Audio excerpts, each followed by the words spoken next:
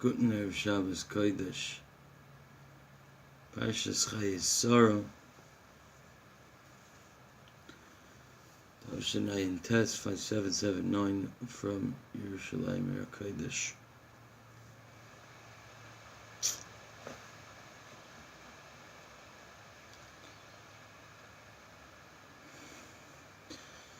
Parshas Chayei Sara starts off with the aftermath of the Akedah. Zal Medrash learn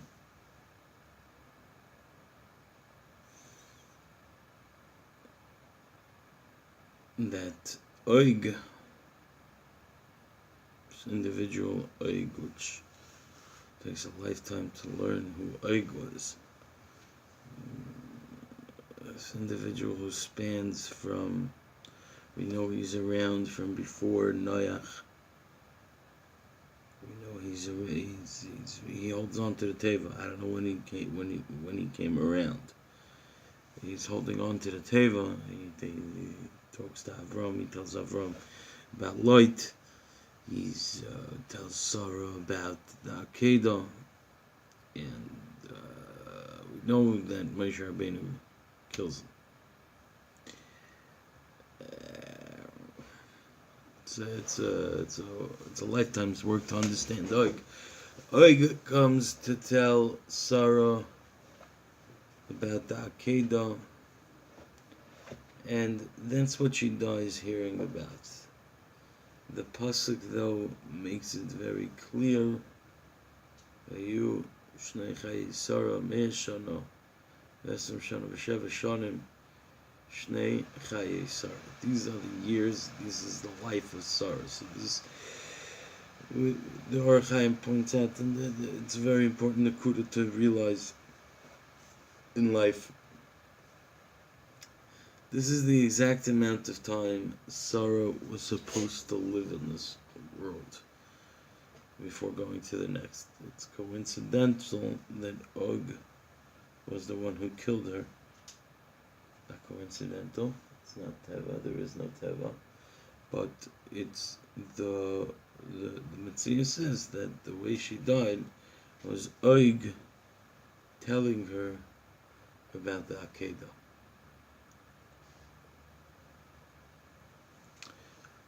So in reality, what happened? Let's dumb it down so we can understand. Her son and her husband are going and they're involved in a mitzvah, Hashem, direct commandment. Hashem told them this is what you're supposed to do. They go and do that, and in that process, she gets gunned down by Og. Sound familiar?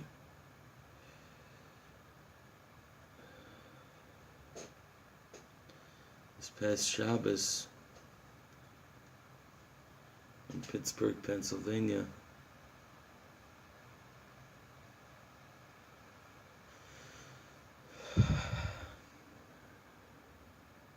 similar incident. A few Yidden, they went to shul on Shabbos morning.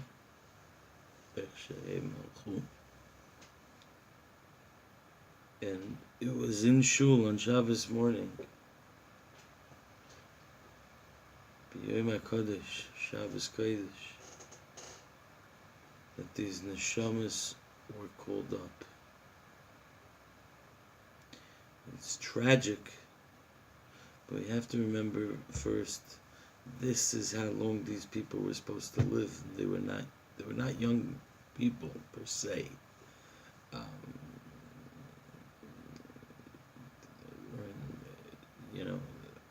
Most of them were not old. One of them being a 97-year-old woman who survived the Holocaust to die in America from anti-Semitism 60 or 70 years later. It's lo yu'uman.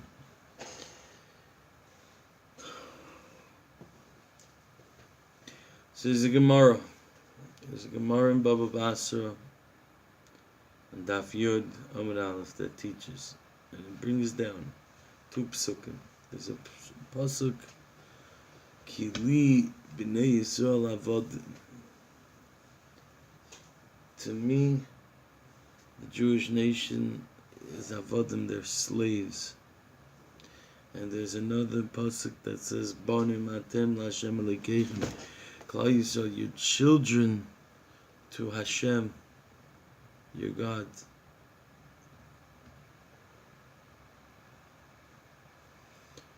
So, are we avodim or are we bonim? Say Rosh Hashanah and Mosef. Im kivonim, we have nobody to rely on but you. But the question is, where are we? Says Rabbi Akiva, when you're doing the Ratzon Shel Makom, when we do what Hashem wants, we're banim. We're children. When we're not doing what Hashem wants, then we're avodim. You know, some people saw last week's events in this Gemara, at least partially jumped to their minds, and they said, I've heard these comments all week, and it's driving me up insane hearing this stuff. And I kept getting this video forwarded to me, this vile and gross depiction of what happened there, and some guy who, if he's God, and knows God so well, I got some other questions for him, but he's not God. As much as he thinks so and understands, he thinks he understands the world and the way the Rebbeinu Shalom does what he does. And they see him, if you're doing Ratzon Hashem, you're bonim, and if not, you're the worst piece of schnit that ever faced the planet. So I want to point out one thing before going further. When you're doing Ratzon Hashem, there's a yachas between you and HaKadosh Baruch Hu of an av to a ben, and that's a tremendous yachas. But when you're not doing Ratzon Hashem, there's still a yachas. There's still a connection, there's still a relationship. That relationship is a melech to his eved, a king to his servant, but it's a relationship still. And we can, reformat that relationship. Somebody gets adopted by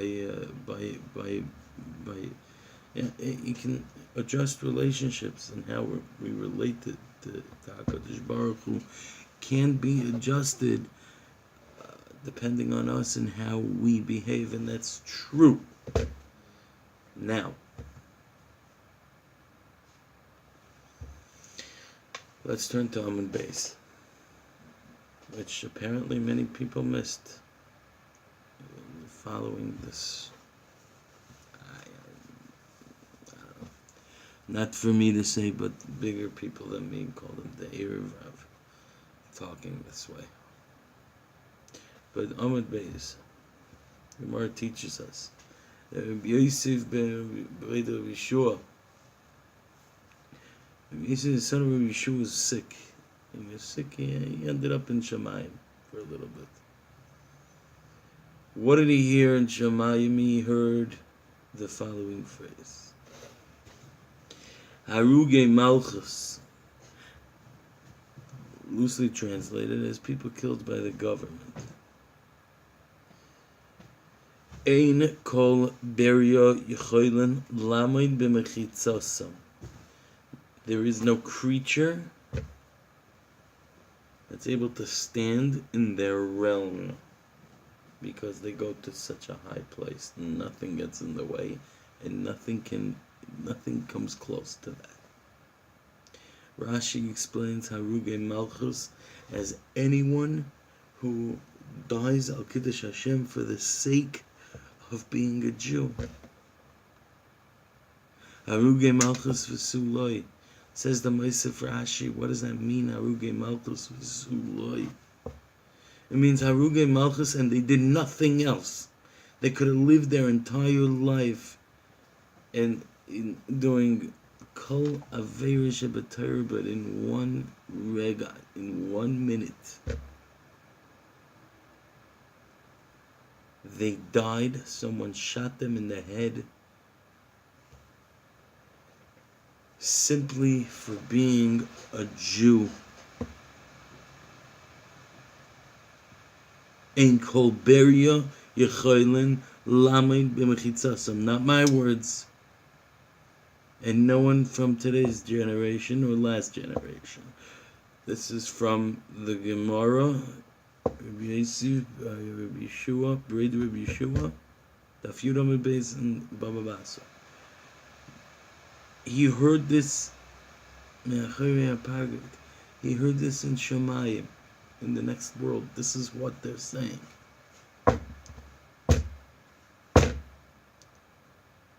And people get and think that they can get into this realm. They know these people and the reasons why they died. They're by a bris, questionable bris, right? The bris on Shabbos is only for a baby that was born on Shabbos. It was being for a child being adopted by a couple of two men, and so of course. And that's we're not saying that that's okay. There is the Amud Aleph, but there's the Amud Beis. And the fact of the matter is, these neshamas were plucked out for being Jews. That's it. And v'suloi, Haruge Malchus v'suloi, Mikadeshim Shemaim and v'suloi, and nothing else. Even if they weren't doing anything else. Shot in the supermarket for being Jews. Ein kol beria yechilin lamig b'mechitzazim. Kal v'chaymer. We talk about, I remember it was Moshe Feinstein Kamenetsky said, you can't judge a Holocaust survivor who afterwards came back and didn't connect with their Yiddishkeit. You have no idea what they've been through and gone through.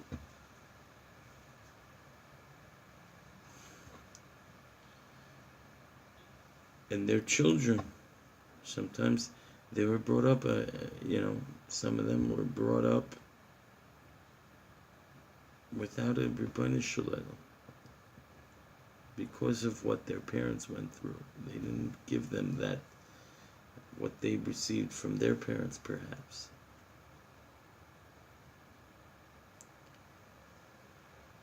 And these people who knew nothing in the middle of Pennsylvania, what they did know is they were Yidden, the Pintele Yidden, a little bit of Shemin, Zayis Tahar, a little bit of pureness left to them, that knows that on Shabbos morning a Yid goes to Shul.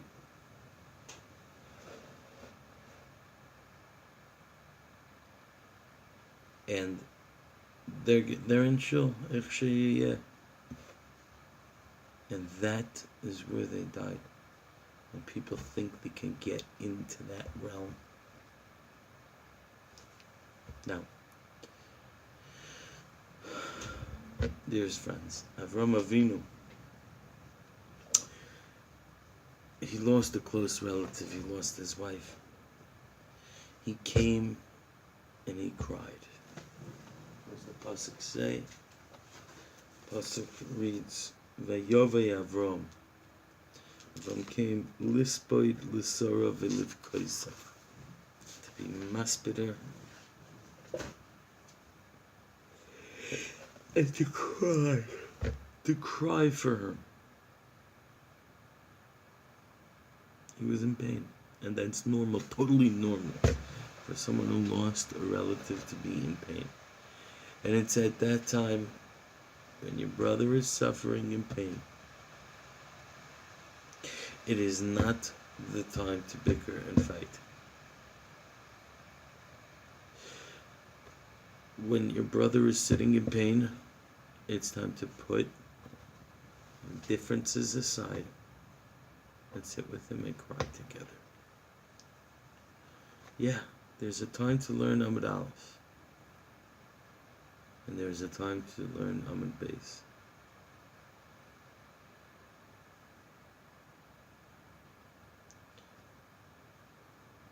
Shabbos and Shalshudas, Ravad the Ravin, the highest point of Shabbos, the Ne'ilah of Shabbos. The Shalshudas, there's a Zemer we sing. Many people really sing it Friday night before Kabbalah Shabbos. Pinnacle moment. The words are Yidin Nefesh. The Pismina Yidin Nefesh. The Zemer Yidin Nefesh. No, you'll never hear a bad tune for Yidin Nefesh. Every tune of Yidin Nefesh is going to come with a heart. It's going to come with a heart, and it's going to be full force, emotional, able to connect with it, because Yidin Nefesh is the essence of a Yid. We connect to the Rebbeinu Shalom. It depicts the different ways we connect to Hashem. Whether we're connecting as a ben to an av, whether we're connecting as a eved to a melech, or whether we're connecting as an av, a husband and wife.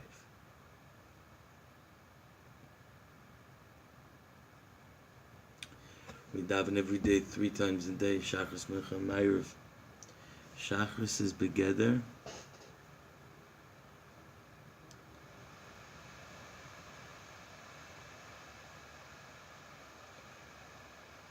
Melech. Come before the Melech. And we say, King, I'm going out into the world. I need you to be geyser on me. I need you to be geyser on me. I should have a good day. Be successful in business, understand my learning.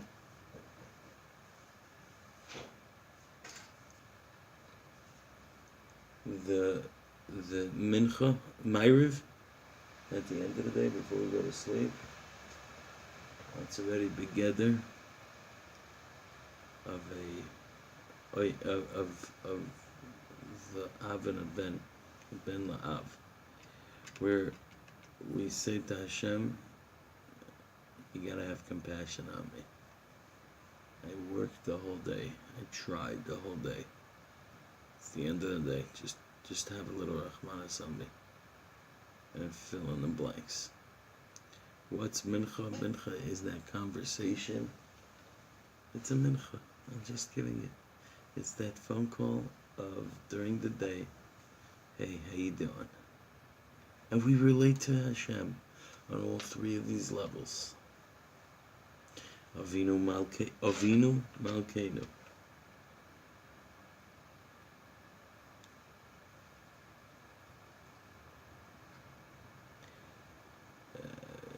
We say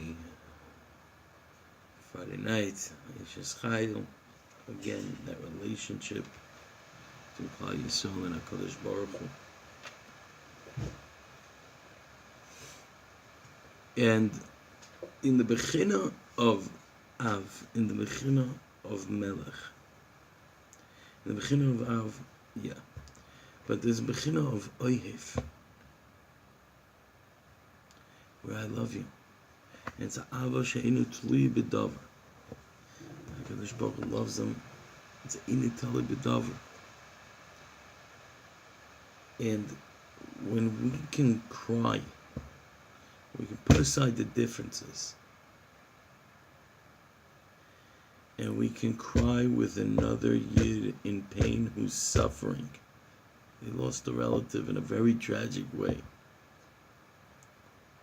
If we can cry with these Yidden in pain and pour forth and a shefa of avas chinam from within us, if we can find it,